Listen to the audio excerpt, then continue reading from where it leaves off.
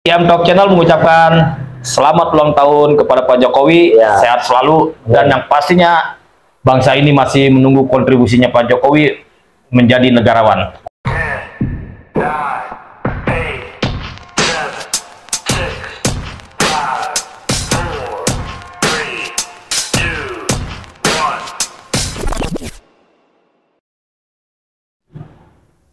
Oke, baru ini jalan-jalan nih, syuting siang. Syuting siang Om Kimo. Iya betul, Bang Jali. Jadi syuting siang kan sekarang hari apa sih? Rebo. Rebo ya, Rebo tanggal 21. Di warungnya Bang Jali sama Om Kimung nih, warung Nastuk aja gitu. Jadi sambil nunggu ada yang beli, apa ya, mau ngucapin Om Kimung. Iya, hari ini bertepatan ulang tahunnya Pak Jokowi, Bang Jali. Iya, tanggal 21 Juni 2023. Betul, bulannya sama kayak Bang Jali. Oh, Bang Jali juga bulan Juni juga ya? Gitu. Tapi rezeki beda, Bang Jali. Hah? Rezeki beda. Pak Jokowi saat usia Bang Jali masih jadi tukang kayu. Ya kan? Iya, kan nggak tahu nih. Iya betul, ya depannya kan? kita belum tahu. Depannya nggak tahu gitu. Pak Jokowi mungkin pas usia Bang Jali nggak nyangka bakal jadi presiden. Iya, bisa jadi, kan? kita orang nggak tahu. Cuman nggak ada yang tahu. Yuk kita ucapin dulu yuk. Oke.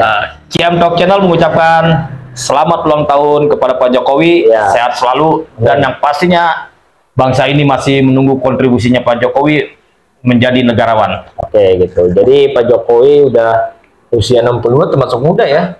Muda. Maksudnya untuk seorang presiden gitu. Biasanya kan usia presiden tuh di atas 60 ke atas. Jadi 60 2 periode loh Bang Jali. Berarti di usia 50-an dia udah jadi presiden. 53 Iya, gitu. Karena tahun depan kan dia 63. Pas tuh 10 tahun tuh. Oh iya.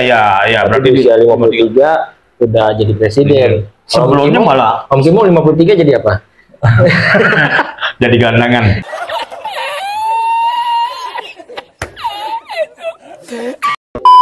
Ya, jadi kan Pak Jokowi udah setahun lagi nih berakhir gitu. Nah, kita bahas yang sudah kita rasakan deh gitu. Jadi bukan pribadi, cuman dampak secara nasionalnya pemerintahan Pak Jokowi. Kalau Bang Jali yang ngerasa secara impact langsung ke Bang Jali sebenarnya sama-sama aja sih. Maksudnya apa untungnya buat Bang Jali gitu. Cuman dari saat Indonesia dihantam masalah kayak COVID tuh, Indonesia nggak hancur-hancur banget gitu. Iya, ada berdampak tapi nggak parah. Iya gitu. Bahkan kita salah satu negara yang tidak lockdown. Iya. Ekonominya juga tidak hancur parah. Dan secara korban jiwa pun sebenarnya tinggi lah, tapi nggak tinggi banget, nggak chaos lah, gitu. Itu yang ngeliatnya Pak Jokowi bisa mengatasi masalah dengan baik lah, kayak gitu sih. Kalau Om Kimo ngeliatnya nggak begitu. Iya, pokoknya poinnya adalah kepuasan ya. Iya. Tapi ini semua kembali karena kuasa Allah ya menurut Om Kimo ya.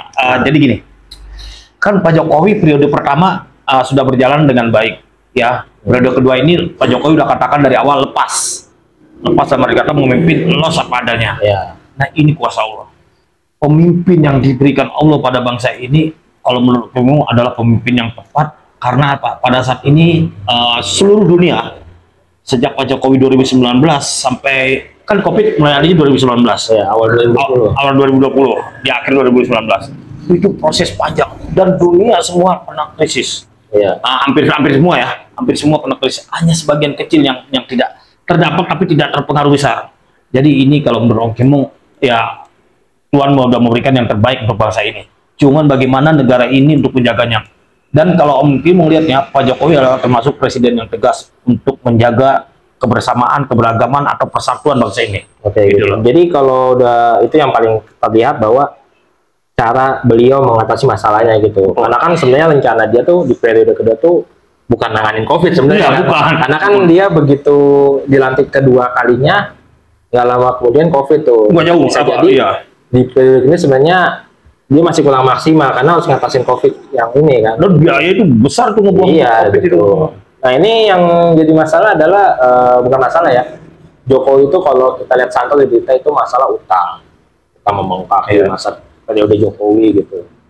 Cuman utang itu bisa terjadi karena pemerintah membangun infrastruktur yang benar-benar masif ya. Kan? Jadi kalau dari versi pemerintah adalah menggunakan utang itu untuk mendapatkan pendapatan ya kayak orang usaha aja gitu, mau jalan usaha butuh pinjaman modal dulu, nanti kalau ini dibalikin ya gitu. Cuman banyak di luaran tuh bilang Pak Jokowi lah yang bisa bikin negara hancur lah gitu, negara utang itu. Kalau Om Kimu ngeliatnya kayak gimana? Ya gini Bang Jali, misalnya nih Om Kimu punya keahlian, tapi Om Kimu pengangguran nih, nggak bisa apa-apa. Tapi kebetulan Om Kimu maunya pengen dagang nih, tapi uang nggak ada, kemauan punya, cuman kan dari mana kalau kita nggak minta apa ke tetangga kiri kanan, bantu gua dong, kasih gua modal dong, dengan catatan udah ada hitung-hitungannya. Nah, udah terkonsep. Om Kimu yakin Pak Jokowi udah terkonsep, apalagi di infrastruktur dibangun besar-besaran, artinya apa? Supaya distribusi barang dari desa ke kota itu jalan lancar, terus biaya-biaya itu udah dihitung dengan baik. Insya Allah ini bisa dikembalikan dengan baik, dengan catatan selama ini pemerintah ini berkesinambungan, jangan sampai ada pemerintahan baru yang lama diabaikan itu. Nah, terus hal lain lagi adalah di pemerintahan Pak Jokowi walaupun utang begitu banyak, tapi tidak mengganggu hal-hal lain. Misalnya seperti BUMN kita juga udah kuat juga, artinya udah banyak yang ada cuan, ada untung. Nggak usah jauh-jauh lah, Freeport aja udah diambil 51%. Padahal itu susah loh. Susah, dari berapa presiden nggak bisa, pas Pak Jokowi bisa. Terus beberapa lagi juga udah diambil ke kita, nikel ya Pak? Boksit, nikel banyak itu. Jadi kita juga udah bisa ngelola sendiri, dan insya Allah kalau itu kuat, apalagi kita sedang digugat di luar negeri, kalau itu kita masih tetap solid kuat, insya Allah itu kebayar utang-utangnya itu gitu loh. Jadi ya wajar sih orang punya utang, punya utang, cuman harus benar-benar hitungan yang kuat. Tapi Om Kimu yakin Bu Menteri siapa? Sudah hitungannya kuat. Karena kan dibilang bahwa batas utang kita kan 30% dari GDP. Ya, masih aman. Masih aman gitu. Dibandingin negara lain yang udah ada yang di atas 100%, bahkan Amerika pilot ya kalau hampir default. Iya kan hampir ini kan hampir pilot kan. Gitu. Nah, terus itu isu yang soal utang, bahwa di era Pak Jokowi itu utang numpuk gitu. Nah, sekarang mau bahas soal dinastinya nih Om Kimu, bahwa kita tahu kan Pak Jokowi sebagai seorang presiden, ya kan. Anaknya yang pertama Gibran udah jadi wali kota Solo. Mantunya Bobi di Medan, wali kota Medan. Ada ipar ya? Ada ipar di MK gitu. Nah, ini yang bungsu, anak yang bungsu ini katanya mau nyalonin jadi wali kota Depok gitu. Nah, ini yang beredar bahwa ini dinasti politiknya Pak Jokowi gitu. Om Kimu sepakat nggak sama istilah seperti itu?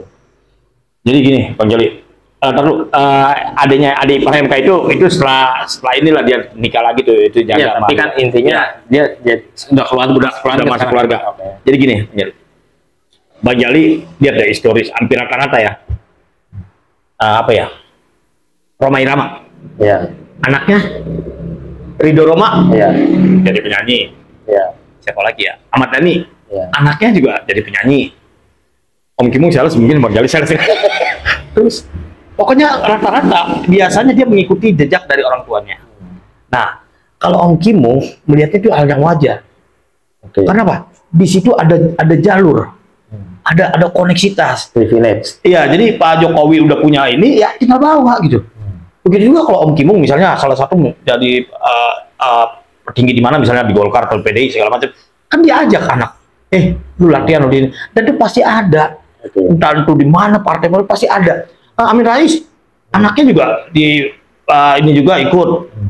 Banyak lah itu hal-hal seperti itu. Om Kimu wajar gitu, nggak jadi masalah. Nah, kalau misalnya dia bisa jadi di sini di wali kota Solo, terus di Medan, atau katanya Kaisang mau di Depok, wajar-wajar aja, kan nama. Biasanya orang lihat, bibitnya baik, insya Allah turunannya baik, kan lihat nama. Jadi yang nggak ada yang kaget sih. Yang kaget itu orang yang panik.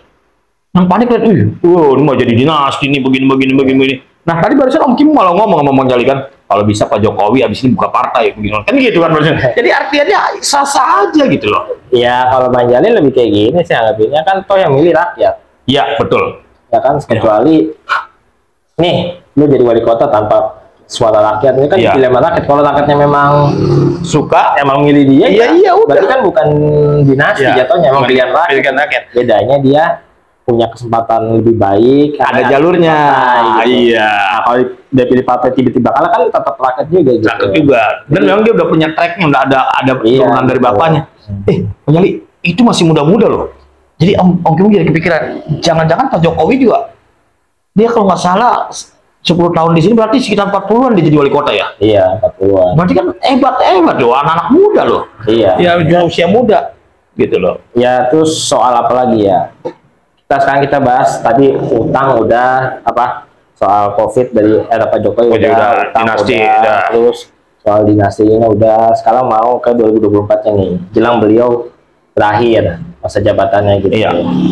Banyak yang nggak sepakat di Pak Jokowi itu cawe-cawe ikut campur. Harusnya netral, kayak contoh kayak Pak SBY yang cenderung netral, tidak ikut campur urusan pemilu gitu.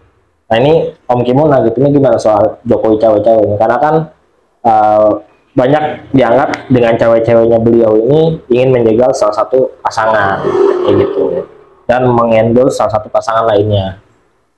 Kayak gitu gimana kalau Om Kim melihatnya?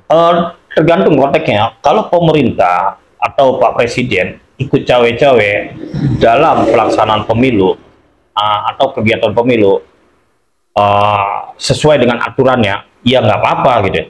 Artinya kan KPU, Bawaslu segala macam itu kan pelaksana ininya. Tapi kan pemerintah juga harus bertanggung jawab. Jangan sampai ada apa-apa di dalam pelaksanaan pemilu. Kalau terjadi apa-apa, misalnya ada di tengah jalan, ada kredit, ada masalah, kan yang dituduh pemerintah juga. Yang disalahkan pemerintah juga. Jadi kalau cawe-cawe seperti itu ya udahlah. Cuman kalau memang ada intervensi, misalnya katanya menjegal, menjegal kayak gimana gitu loh. Itu yang harus jelas gitu. Konotasi menjegal seperti apa? Jangankan ada kata menjegal, bisa jadi di dalam sendiri aja udah saling jegal gitu. Dan organisasi itu saling gontok, saling jegal tuh biasa-biasa aja kalau menurut Om Kim ya. Yang jadi masalah adalah kalau jegalnya tidak bagus atau menjatuhkannya tidak baik.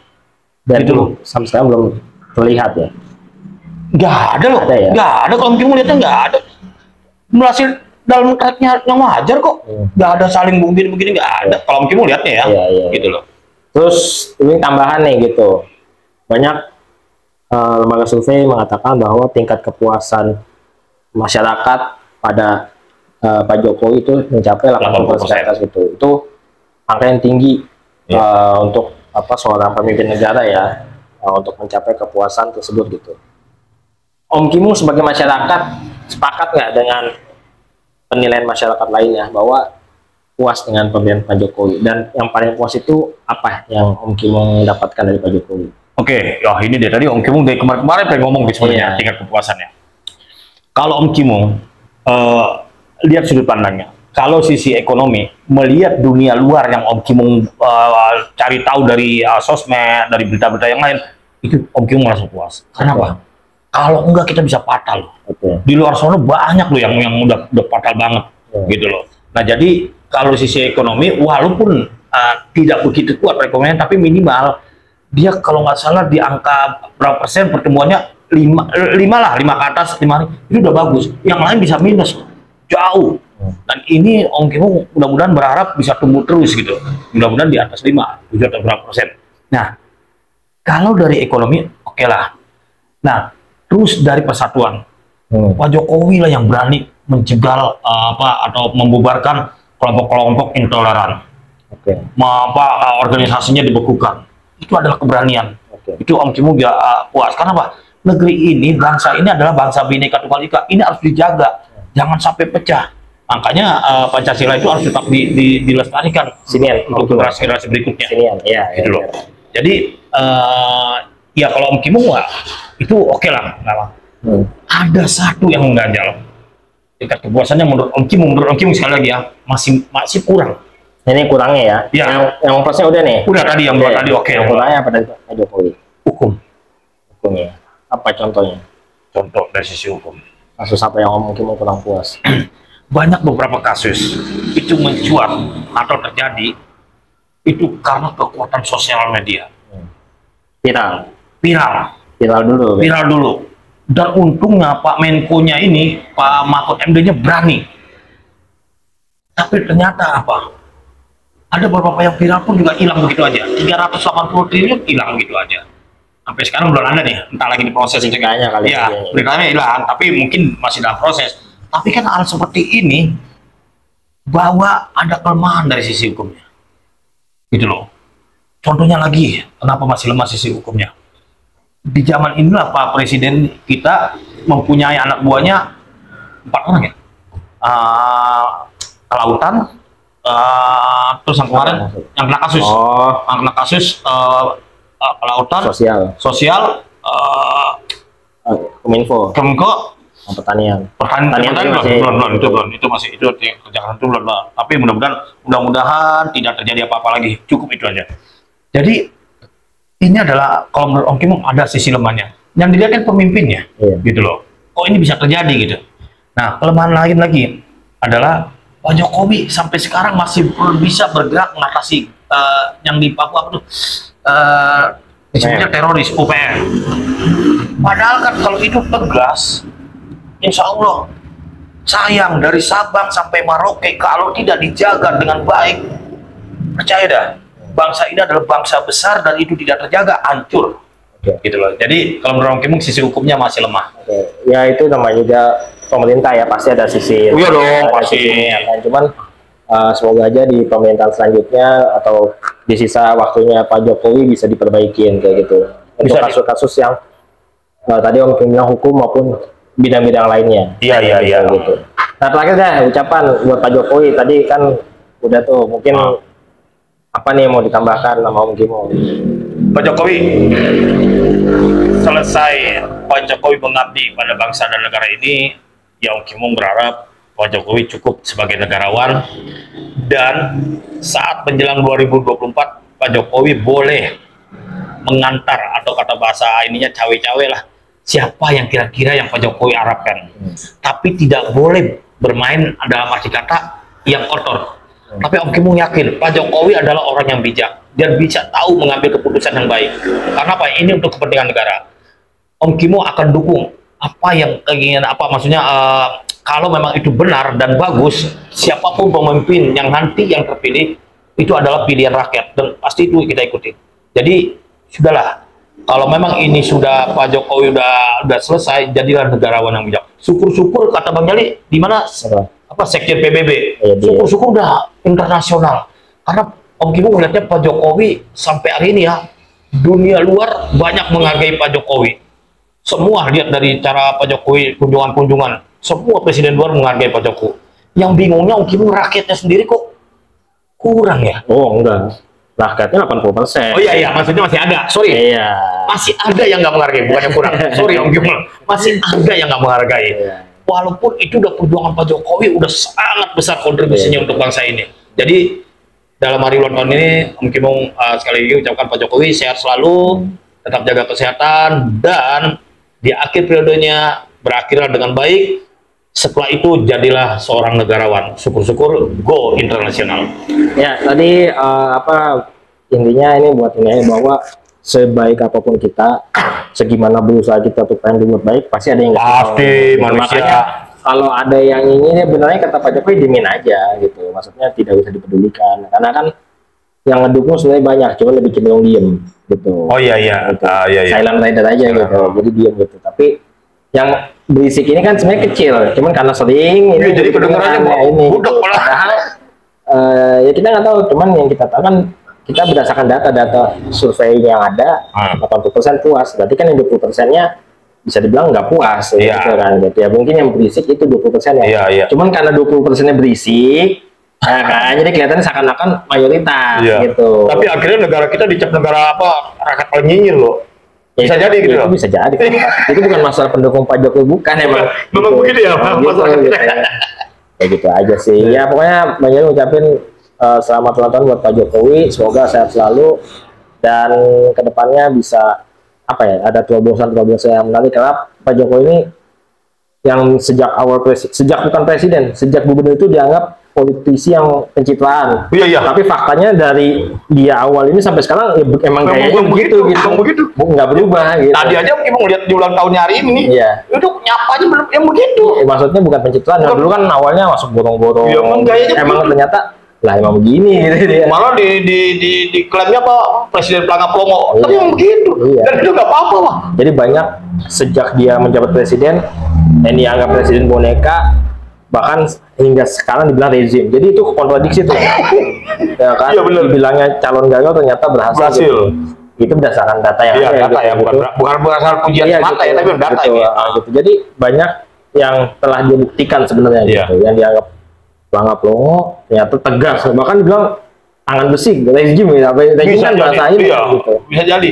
Gitu. Ya banyak lah yang dibantah. Dan yang salut lagi Bang Jali, dunia loh. Ya. Dunia ngambil lihat ya pada saat momen-momen foto. Selalu Pak Jokowi diambil di tengah, diambil momennya. Itu di Om nih gila. Sedih banget dulu. Senang banget.